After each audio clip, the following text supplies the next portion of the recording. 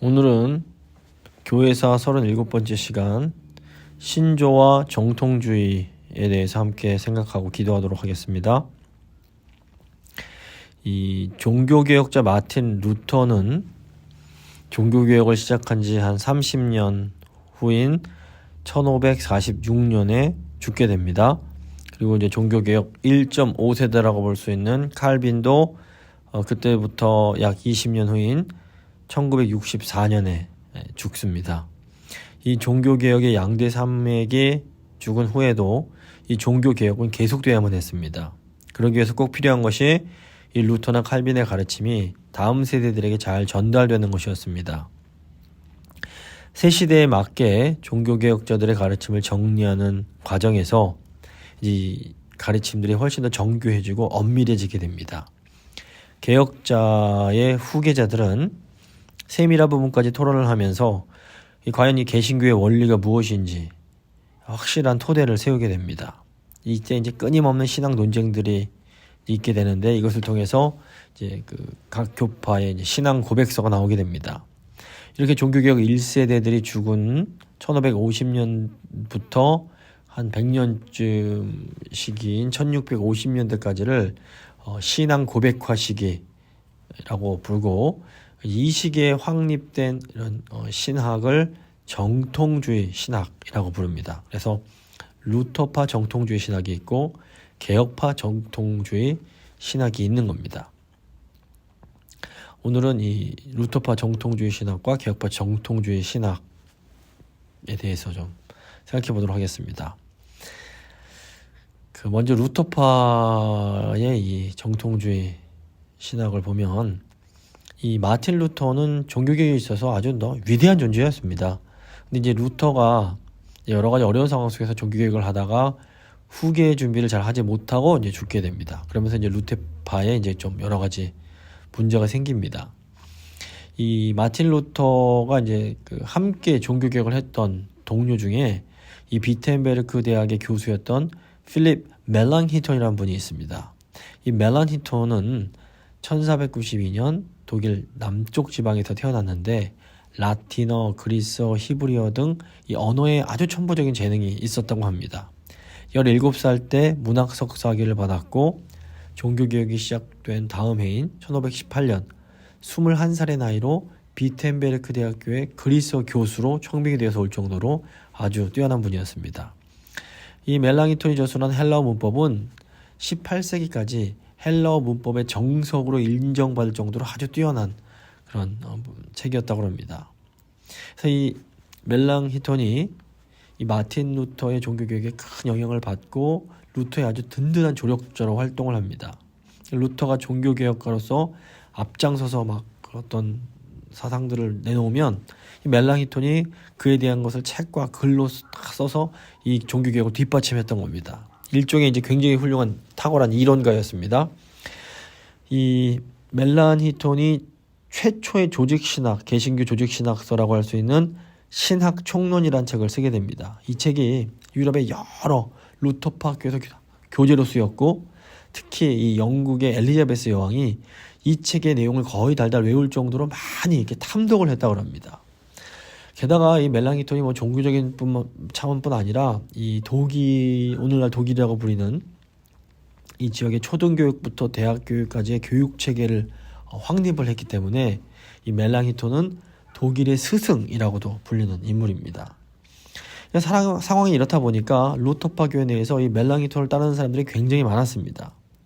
그러니까 이 멜랑히톤은 천성상 이 어떤 개혁자라기보다는 학자였습니다. 루터를 추종하고 루터의 사상을 깊이 영향받고 루터를 지지했지만 기본적으로 체질이 학자인 겁니다. 그래서 멜랑히톤의 관심은 어떤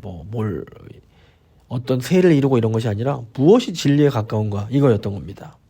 그래서 멜랑히톤이 이제 루터를 따르면서 열심히 종교개혁을 도왔지만 또 이제 중간에 칼빈이 이제 책 쓴 걸 읽어보니까 그 내용이 너무 좋더라는 겁니다. 그리고 어떤 부분은 루터보다도 칼빈이 더 옳아 보이는 것들도 있었습니다. 그래서 멜랑히톤 같은 경우에는 특별히 이 성찬 개념에 있어서 칼빈의 내용을 이렇게 수용을 합니다.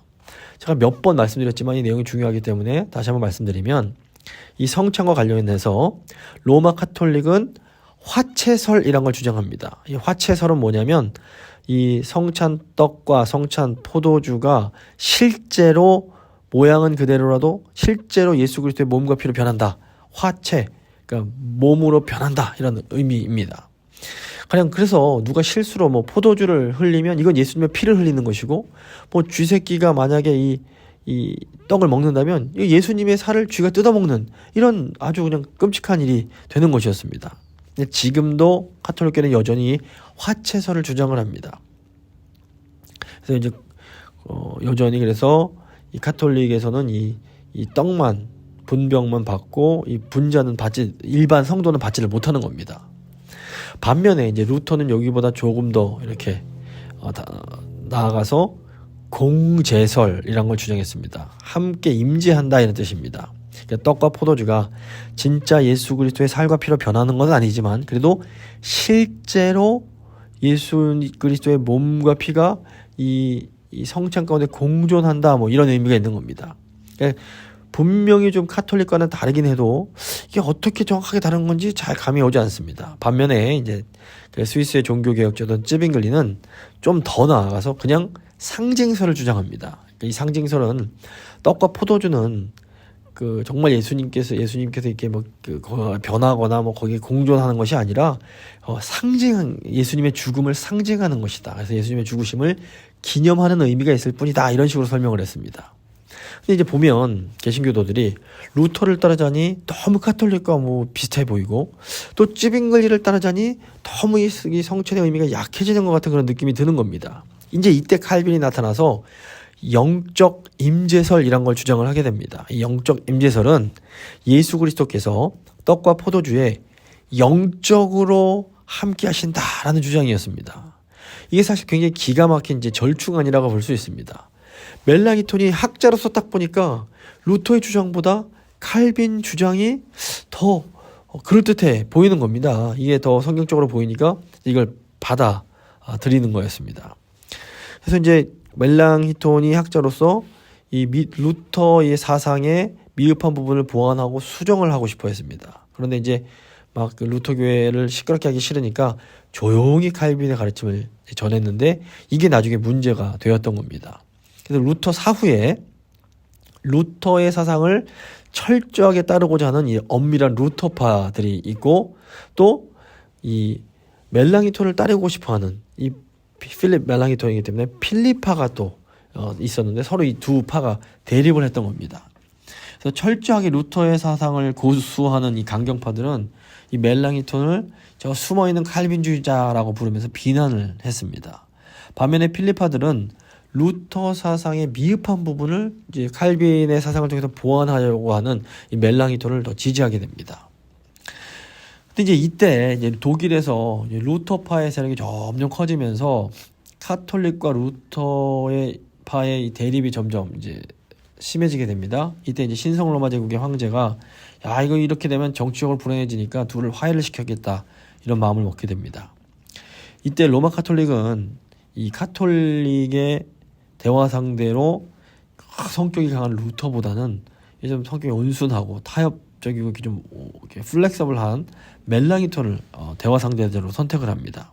그래서 멜랑히톤은 오직 믿음으로 구원받는다라는 이 이신칭의 사상은 아주 철저하게 고수하면서도 그래도 가능한 한 로마 카톨릭과 루터파가 평화롭게 지내기를 이렇게 이제 바라면서 그런 방향으로 이제 나아갔던 겁니다. 그래서 이 멜랑히톤은 본질적인 부분과 비본질적인 부분을 구별을 하고, 비본질적인 부분은 카톨릭에 양보할 수 있는 것 아니냐, 이제 이런 입장이었던 겁니다. 결국 1555년에 이 독일 아우구스부르크라는 곳에서 회의를 해서 이 독일 안에서는 카톨릭과 루터파가 서로 공존할 수 있게 하는 그런 법안이 채택이 됩니다. 근데 이 엄밀한 루터파, 루터를 강경하게 따르는 사람들 입장에서는 이런 멜랑히톤의 입장이 너무 타협처럼 보이는 겁니다. 루터가 처음 종교개혁을 했을 때에는 이 경쟁 상대가 로마 카톨릭밖에 없었습니다. 그런데 이제 시간이 가면서 쯔빙글리와 칼빈을 따르는 이 개혁파들이 유럽에서 점점 확산이 됩니다. 그러다 보니까 이 루터파의 본거지라고 할 수 있는 독일 지역까지도 개혁파들이 많이 이렇게 생겨나면서 루터파가 이제 가톨릭 교회뿐 아니라 개혁파 교회와도 어떤 의미에서 경쟁을 하게 됐던 겁니다. 그러면서 야, 이거 루터파 교회만의 특징이 뭔가, 이 루터파 교회가 가톨릭과 개혁파 다른 게 뭔가라는 것을 설명할 필요가 생겨나기 시작했던 겁니다. 이게 이제 16세기 중반, 1500년대 이제 중반에 이제 생겼던 일입니다. 이런 모든 상황들이 겹치면서 루터파 교회 안에서 뭐 필립파냐 아니면 루터론 따라야 되냐 아니면 저희 개혁파가 다른 게 뭐냐 이런 문제로 30년 동안 교리 때문에 큰 이제 분쟁이 좀 일어납니다. 이 교리 분쟁의 결과 1577년 회의를 열어서 30년간의 이 루터파 교리 분쟁에 대한 답을 준 책이 바로 이제 화합 신조, 그러니까 Formula of Concord라고 불리는 루터파 신조입니다. 이 화합 신조를 통해서 과연 루터파가 무엇을 추구하는지를 이제 사람들이 분명하게 알 수 있게 됩니다. 이렇게 어떤 이런 교리 분쟁들이 유익한 부분이 있습니다. 이런 교리 분쟁을 통해서 이 신앙의 내용이 분명히 설명되는 그런 선기능이 있습니다. 그래서 이렇게 신앙의 내용을 교리 분쟁을 통해서 분명하게 설명하는 시대를 정통주의 시대라고 이제 부릅니다. 근데 문제는 이 개신교가 여기서 더 나아가면서 이 철학적 개념을 통해서 교리를 더 확장하려고 했던 겁니다. 교리적 논쟁이 점점 길어지고 교리가 철학적으로 점점 복잡해지게 되는 그런 이제 현상이 이제 나타나면서 이런 과정을 조소하는 의미로 사람들은 이 정통주의를 개신교 스콜라주의라고 이제 부르기도 했습니다. 스콜라주의는 이제 중세 이 가톨릭 교회의 이제 어떤 사상인데, 이 개신교도 복잡한 가톨릭을 따라가고 있다 이런 식으로 이제 비난을 조소를 했던 겁니다. 이 정통주의 시대는 교리가 발전했다는 면에서는 이제 긍정적인 부분이 있지만 동시에 좀 이렇게 부정적인 부분도 분명히 갖고 있습니다. 무엇보다 신앙과 교회에 관해서 신학적으로 너무 이론적으로 너무 세세한 부분까지 깊이 파고들면서 자기들의 신앙에 정확하게 동조하는 사람들과만 이렇게 결속을 하고, 자기들과 의견이 조금만 달라도 야, 이거는 우리랑 다르다, 좀 정통이 아니다, 그래서 배척을 해버리는 그런 경향이 나타납니다. 이렇게 교회가 지나치게 교조주의적이고 교리 중심적이 되면서 신학이라는 것이 사실은 평신도들에게 굉장히 유익한 것인데, 이거 신학 머리만 아프고 뭐 싸움만 일으키고 이게 골치 아픈 거다, 이런 부정적인 이미지를 이렇게 주게 되었습니다. 결국 이로 인해서 교회가 피폐해지고 영적으로 약해져 버리는 그런 부작용이 이제 생겨나게 되었던 겁니다. 지난주에 살펴봤던 것처럼 개신교가 이렇게 정통주의, 자기들의 교리를 막 이렇게 심화하고 있을 때 로마 가톨릭은 위기의식을 크게 느끼고 교육과 선교에 이제 방향을 돌려서 그것에 집중하기 시작했습니다. 이제 개신교 같은 경우에는 상황상 어쩔 수 없는 부분이 있었습니다. 그래서 뭐 오늘날의 시각으로 막 과거에 잘못했다 이렇게 함부로 말하는 건 좀 조심스러운 게 있습니다. 하지만 루터교회가 어느 정도 교리를 좀 정리한 후에 좀 선교에 더욱 힘썼으면 어땠을까 하는 그런 아쉬움이 남는 것도 어쩔 수가 없습니다. 그래서 과거는 어떻게 이제 어쩔 수 없었지만 우리가 오늘날 이제 또 어떤 무언가를 새롭게 선택해야 하는 과정에서 이런 과거의 잘못이나 실수들을 교훈 삼아서 보다 더 이렇게 지혜로운 선택을 하는 것은 굉장히 중요해 보입니다. 그래서 교리 교육은 정말 중요하지만 이 교리를 너무 또 이렇게 교리만 생각하고 이론만 추구하다 보면 교회가 약해질 수 있다는 것도 저희가 생각을 해야 됩니다. 이제 개혁파의 정통주의, 개혁파의 신조를 생각해 보겠습니다. 스위스에서 쯔빙글리에서 이제 시작된 이 개혁파가 이제 칼빈에 의해서 보다 완숙해지게 됩니다. 그리고 이 칼빈이 완성시킨 이 개혁파, 개신교파를 유럽에서는 개혁파라고 불렀고, 이 영국, 스코틀랜드에서는 이제 장로교라고 이제 부르게 됩니다. 이 개혁파에 어떻게 보면 이 장로교의 이 창시자라고 할 수 있는 이 칼빈은 처음부터 이 교리 교육을 아주 중요하게 생각했습니다. 그래서 저희가 칼빈 공부할 때 이미 좀 나눴는데, 이 제네바에서 개혁을 하다가 쫓겨났다가 다시 이제 제네바에서 칼빈을 재청빙을 하는데, 이때 칼빈이 내가 다시 돌아가기 위해서 반드시 지켜야 될 첫 번째 조건으로 내세운 게 바로 제네바에 있는 학교와 교회에서 교리문답을 가르칠 수 있게 해야 된다라는 거였습니다. 이것은 이제 개혁교회 또는 장로교회 전통에서 이 교리교육이 얼마나 이제 강조되는 것인지를 잘 보여줍니다. 칼빈이 자신이 아주 심혈을 기울여서 쓴 기독교 강요의 내용을 기초로 교인들이 교육을 잘 받을 수 있도록 최초로 작성한 교리문답서가 바로 제네바 교리교육서였습니다. 이때가 이제 1537년, 또 개정해서 41년, 42년에 개정을 해서 이것을 완성하게 됩니다. 이후로 이제 유럽 전체에 종교개혁이 확산이 돼가면서 개혁파도 로마 카톨릭뿐 아니라 루터교와 과연 어떤 점에서 다른지를 이제 설명해야 될 이런 필요를 갖게 되고, 유럽에 있는 개혁파 교회들이 어떤 개혁주의적인 신앙을 담은 신조들과 교리 문답서들을 계속해서 이제 만들어내게 됩니다. 칼빈에게서 배운 그 칼빈의 제자들이 이제 또 신앙 고백서들을 만들어내는데, 대표적인 것이 이제 1560년에 작성된 스코틀랜드 신앙 고백서와 또 1561년에 만들어진 벨직 신앙 고백서가 있습니다. 칼빈에게서 배운 존 낙스, 스코틀랜드 분인데, 이분이 동료들과 다시 스코틀랜드로 돌아가서 로마 카톨릭 세력과 투쟁하면서 개혁을 추진할 때 만들어서 사용했던 신앙 고백서가 이제 스코틀랜드 신앙 고백서이고, 또 이 귀도 드브레라는 이 화란의 목사님이 화란 지역에 핍박받고 있는 그런 개혁파 교인들을 위해서 이들의 신앙을 위로하고 변화하기 위해서 만든 그런 신앙 고백서가 벨직 신앙 고백서입니다. 저희가 이거 네덜란드에 종교개혁할 때도 말씀을 드렸었는데, 근데 이제 이 개혁교회가 전통적으로 어떤 가톨릭이라든가 어떤 비진리적인 것에 저항을 할 때 했던 행동이 뭐냐면, 자신들이 믿는 바를 신앙 고백서를 작성해서 그거를 고백하는 거였습니다. 이것은 이 개혁교회의 저항 방식이 이 막 힘과 어떤 정치적인 수단으로 하려고 하는 세상 방식과 굉장히 다르다는 것을 잘 보여줍니다. 그래서 항상 개혁교회는 어떤 비진리가 들어올 때 다른 거 하지 않고 딱 신앙 고백서를 잘 작성을 해서 그거를 이제 선포함으로써 우리는 이것을 믿고 따른다, 이걸 보여줬던 겁니다. 그리고 이제 핍박이 오면 또 핍박을 받으면서도 버텨냈던 겁니다. 그리고 이제 2년 후쯤인 1563년에 독일의 하이델베르크에서 교리문답서가 이제 만들어지는데, 이 하이델베르크는 대학으로 유명한 도시였습니다. 그래서 그 하이델베르크에는 막 여러 사람들, 루터파, 칼빈파, 쯔빙글리파, 아주 다양한 개혁자들이 막 섞여 있었고 아주 신학 토론이 활발하게 진행됐습니다. 근데 문제는 이 토론이 너무 격해지다 보면 막 싸움까지 일어나고 그랬던 겁니다.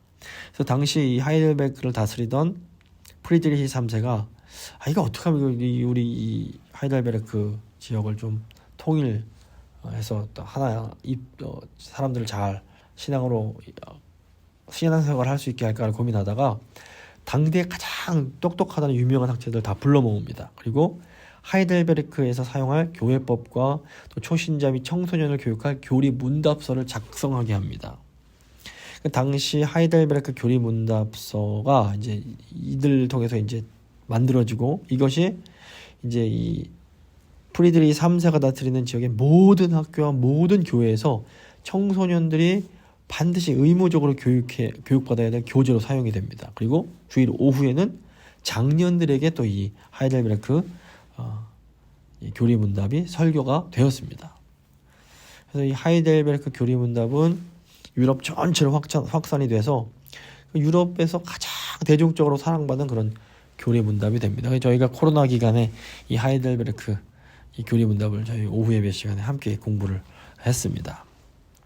이제 시간이 좀 지나고 이제 종교개혁이 마틴 루터에서 1517년에 시작됐다고 보는데, 약 100년 지난 1619년에 화란에서 화란 도르트라는 곳에서 도르트 신조가 작성이 되는데, 저희가 이제 2주 전에 화란의 종교개혁 다루면서 이 도르트 신조에 대해서 좀 자세히 살펴봤습니다. 그러니까 종교개혁이 시작된 지 100여 년이 지나면서 이 개혁파 지역의 학교와 교회에서는 칼빈이 가르친 개혁파 교리가 어느 정도 잘 확립이 되어가고 있었습니다. 벌써 시간이 한 7, 80년 지났기 때문에 이 교리가 이제 많이 가르쳐졌던 겁니다.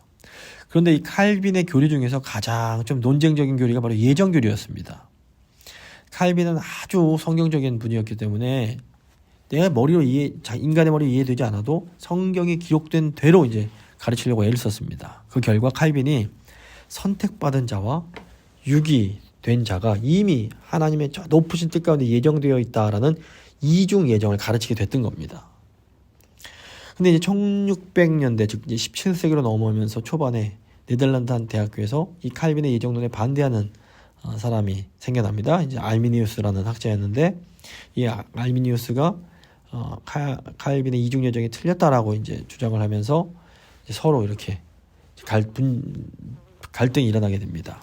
알미니우스 입장에서는 뭐 나름 학자적인 소신과 양심을 가지고 발표를 했던 건데, 근데 이제 점점 이 알비니우스의 생각에 동의하는 사람들이 늘어나면서 정통 칼빈주의와 갈등이 심해지게 되고, 이게 이제 그 당시에 그 독립을 운동을 하고 있던 네덜란드의 어떤 정치 상황과 맞물리면서 국가적 사회적 문제 갈등으로 이제 커지게 됩니다. 당시에는 이 문제가 너무 심각하게 이제 받아들였기 때문에 이 도르트웨이는 도르트 신조를 발표하고 나서 이 알미니우스를 따르는 알미니우스주의자들을 이단으로 정죄를 합니다. 근데 사실상 이 문제는 뭐 우리 예수님을 뭐 부인한다거나 하나님의 은혜를 부인하는 그런 큰 문제가 아니었기 때문에 나중에는 이단 정죄에서 풀리게 됩니다. 그리고 100년 뒤인 18세기에는 영국의 성공의 사제 출신인 존 웨슬리가 감리교를 이제 만들게 되는데, 이 웨슬리가 이 알미니안적인 어떤 신학을 이렇게 주장하면서 아주 큰 호응을 얻고 부흥을 경험하게 됩니다. 사실 이 칼빈이 글을 쓸 때에 굉장히 은혜롭게, 예정도 이렇게 굉장히 은혜로운 입장에서 긍정적인 분위기로 썼습니다. 그런데 이제 이 도르트 신조를 보면 굉장히 좀 이제 분위기가 험악한 가운데 갈등이 심한 가운데 썼기 때문에 좀 이렇게 표현이 좀 날카롭고 예리한 부분이 있습니다. 물론 도르트 신조를 봐도 굉장히 그 하나님의 은혜에 대해서, 그리고 하나님의 그런 어떤 성도들을 돌보시는 그런 따뜻한 사랑에 대해서는 강조하는 그런 따뜻한 부분이 분명히 존재합니다. 하지만 그럼에도 불구하고 이렇게 알미니우스라는 그런 알미니안 사상이라는 그런 대립되는 사상 대립 가운데 이렇게 만들어진 것이었기 때문에 분명히 좀 날카로운 부분이 있습니다. 결국 이 이제 그 예정에 대한 문제는 하나님의 주권과 인간의 자유의지 중에서 어떤 거에 좀 더 강조점을 두는가 하는 문제입니다. 근데 성경을 보시면 하나님의 전적인 주권에 대한 내용이 분명히 나오고, 동시에 그럼에도 불구하고 하나님께서 인간에게 자유의지를 주셨다라는 것이 똑같이 또 나옵니다. 성경의 내용을 그냥 그대로 받아들이면 좋은데, 이거를 어떤 게 더 맞냐 이게 따지다 보면 이게 모순이 되고 답이 안 나오게 되는 경우가 많습니다.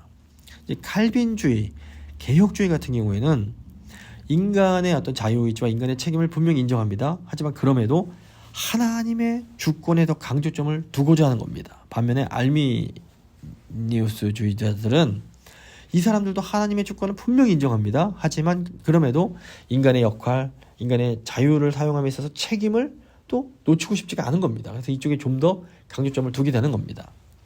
그래서 현재 이 개신교를 봐도 이 하나님의 주권과 인간의 그런 자유와 책임, 인간의 역할을 두고 어떤 것을 더 강조하느냐에 따라서 두 개의 이렇게 부류로 나눈다고 볼 수 있습니다. 그래서 이 칼빈의 입장을 여전히 고수하면서 그래도 하나님의 주권이 훨씬 더 중요하다라고 강조하는 입장이 장로교, 개혁교회, 또 일부 개혁주의적인 그런 입장을 가진 침례교 등이 있습니다. 반면에 인간의 역할이 그래도 하나님의 주권이 분명히 존재하지만 그래도 인간의 역할이 중요하다라고 강조하는 입장이 이제 감리교, 성결교, 순복음교회 같은 그런 이제 교단들이라고 볼 수 있습니다. 교리가 정말로 중요합니다. 하지만 이 교리가 분쟁까지 나아가다 보면 이게 끝이 없습니다. 그래서 결국에는 사람마다 그래도 어느 입장을 취할 수밖에 없는데, 우리가 우리의 입장을 분명히 가지면서도 우리와 다른 입장을 가진 사람들에 대해서도 좀 너그럽게 좀 대해주는, 너그럽게 바라봐주는 그런 태도가 이 시대는 참 필요한 것 같습니다. 이제 마지막으로 1647년 17세기 중반에 영국에서 작성된 이제 웨스트민스터 표준 문서들이 있습니다. 이 웨스트민스터 표준 문서가 이제 웨스트민스터 신앙고백서, 웨스트민스터 대소요리 문답, 또 예배 모범, 정치 모범 이런 것들이 있는데, 이런 이제 이것들을 웨스트민스터 표준 문서라고 부릅니다. 이 웨스트민스터 표준 문서들은 개혁교회 또는 이제 장로교회의 어떤 신앙의 핵심에 이제 해당합니다. 그래서 전 세계 장로교는 기본적으로 웨스트민스터 표준 문서를 교회의 신앙과 삶의 기준으로 이제 삼게 됩니다. 제건교회 헌법도 앞부분에 웨스트민스터 신앙고백서와 교리문답이 나오고, 또 어떤 임직을 할 때에도 이 웨스트민스터의 이 표준문서를 동의하냐는 것을 이제 묻고 이제 그런 임직을 주게 되는 것을 알고 계실 겁니다. 그래서 이제 중요한 문서이기 때문에 약간 배경을 보면 17세기에 찰스 1세가 영국을 통치할 때였습니다. 이때 이제 장로교 신앙을 가진 청교도들이 의회에서 다수를 차지하면서 소위 청교도 혁명이라는 것이 일어납니다. 이 청교도 혁명 기간 중인 1643년에 영국 의회가 당시 굉장히 이제 이런저런 과연 교회를 어떻게 이끌고 가고 국가를 어떻게 진행시키고 이런 것들에 대한 답을 주기 위해서 영국 전역에서 장로교 성직자들을 모아서 웨스트민스터 총회를 이제 개최하게 됩니다. 저희도 1년에 한 번씩 재건교회도 재건총회를 개최하는데, 이때 이제 국가적으로 다 그 장로교 이 목사들과 신학자들을 다 모아서 이렇게 또 이제 장로들을 모아서 이렇게 총회를 개최했던 겁니다. 당시 121명의 목사와 151명의 회원들이 모여서 자그마치 5년 6개월 동안 1163회의 모임을 하면서 이 웨스트민스터 5개의 표준 문서들을 만들어냅니다. 그러니까 신앙고백서, 대요리문답, 소요리문답, 예배모범, 정치모범, 이렇게 5개 표준 문서를 만들어냈던 겁니다. 이 총회에서는 신앙고백서와 교회 정치, 예배모범을 만들었을 뿐 아니라 평신도 교육을 위해서 아주 오랫동안 시간을 들여서 대요리문답, 소요리문답을 만들었습니다. 이 대요리문답은 어른들 또는 목회자 준비생들을 교육하기 위해서 만든 것이었고, 소요리문답은 어린이와 청소년들을 교육하기 위해서 만들었습니다. 대요리문답이 좀 더 복잡하고 길고, 소요리문답은 좀 더 압축적이고 짧습니다. 하지만 내용은 별 큰 차이가 없지만 설명이 좀 더 길고 자세하냐 아니냐의 차이입니다. 그래서 아직도 이 웨스트민스터 이 소요리문답은 아주 교육하기 유익합니다. 그래서 이제 저희가 다음에는 또 이제 웨스트민스터 소요리문답을 공부하려고 하는데, 안타깝게도 이 청교도 혁명이 끝나고 정권을 잡은 쪽은 장로교가 아닌 좀 더 과격한 독립파였습니다. 그래서 이 철기군의 지도자로서 혁명전쟁에서 큰 공을 세운 이 올리버 크롬웰이 권력을 잡은 후에 찰스 1세를 처형하고 의회를 해산해버리고 독재 정치를 시작하게 됩니다. 이러면서 이 웨스트민스터 총회에서 만들어낸 이 위대한 이 웨스트민스터 이 표준 문서들이 그냥 유명무실하게 돼버렸던 겁니다. 그런데 이제 다행히도 이 웨스트민스터 총회에 초대됐던 스코틀랜드의 이 장로교 대표들이 웨스트민스터 총회 결정을 스코틀랜드로 가져가서 스코틀랜드 총회에서 통과를 시키면서 잉글랜드에서 미처 꼽히지 못한 어떤 장로교의 그런 순수한 뿌리가 스코틀랜드에서 이제 꽃을 피우게 되었던 겁니다. 웨스트민스터 신앙 고백은 성경을 통해서 참된 신앙과 교회가 무엇인지를 밝히므로 전 세계 개신교에 큰 영향을 주게 됩니다. 그래서 굉장히 오래전에 몇백 년 전에 이렇게 기록된 거지만 여전히 그 내용이 굉장히 큰 유익이 있습니다. 그래서 장로교뿐 아니라 개혁주의, 회중주의자들, 개혁파 침례교도들도 웨스트민스터의 신앙 고백은 아주 옳다라고 이제 받아들입니다. 교회 정치라든가 이런 부분은 동의 못할지라도 그 신앙 고백만큼은 이것이 정말 성경적인 진리다라고 받아들였던 겁니다. 그래서 개혁주의 신앙을 가진 선조들이 험난한 역사 속에서 치열하게 성경을 붙잡고 연구하고 하면서 이 작성된 신앙 고백과 교리 문답은 몇백 년이 지나는 동안 교회와 성도들을 지키고 세우는데 굉장히 중요한 역할을 해왔습니다. 그래서 재건교회를 비롯한 한국의 장로교회들도 웨스트민스터 신앙 고백을 교단의 표준적인 신앙 문서로 채택을 하고 있는 겁니다.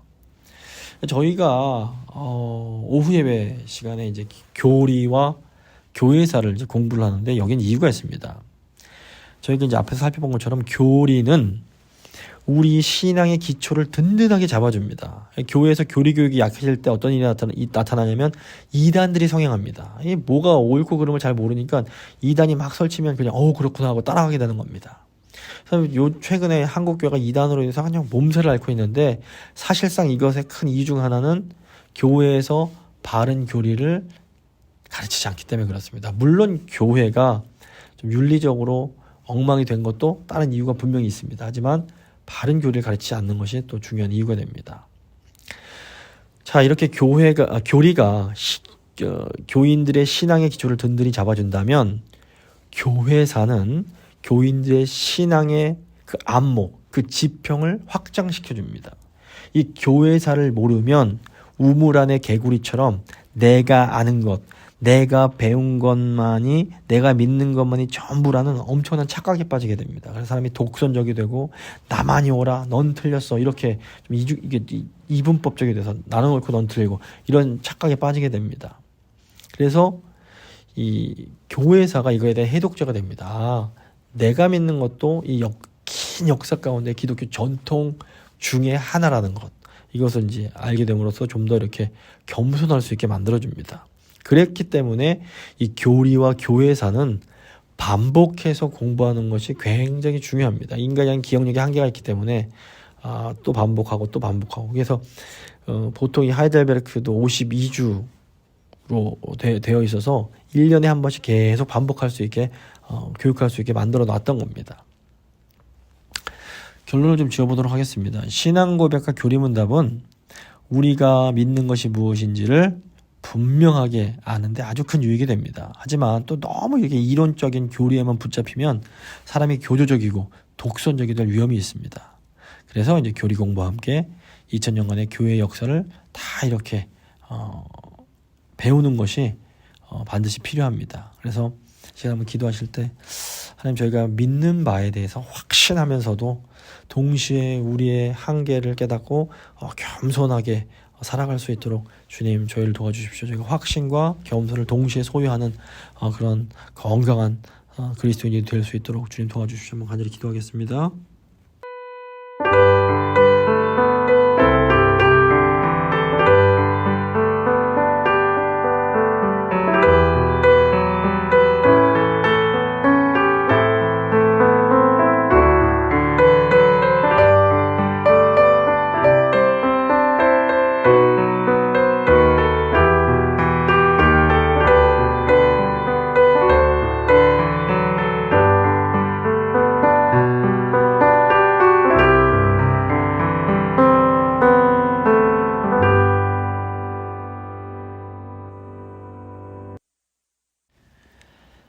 살아계신 하나님, 하나님의 크심과 인간의 연약함을 다시 한번 생각합니다. 주님을 사랑하기에 교리도 더 정확하게 만들고 싶어하고, 주님을 사랑하기에 여러 가지 일들을 하지만 또 그것이 인간적인 연약함과 맞물려서 도리어 교회에 유익이 되지 못하는 모습들도 또한 보게 됩니다. 주님, 저에게 제발 지혜를 주셔서 주님의 말씀을 깊이 신뢰하고 확신하는 가운데에서도 또한 우리와 다른 생각을 가진 사람들에게 좀 더 이렇게 너그럽고 관용적으로 대할 수 있는 겸손도 주님 허락해 주시길 원합니다. 시대가 참으로 악합니다. 마귀는 어떻게 해서든지 자꾸 저희를 갈라놓으려고 하는데, 이럴 때일수록 저희가 더 정신을 바짝 차리고 정말 지킬 것을 잘 지키고 또한 포용할 수 있는 것들을 기꺼이 사랑으로 포용해주는 참으로 지혜롭고 사랑 있는 그런 저희 교회가 될 수 있도록 주여 늘 함께 하시고 저희를 붙들어 주시옵소서. 주님 손에 저희 교회를 맡기며 귀하신 우리 주 예수 그리스도의 이름으로 간절히 기도드립니다. 아멘.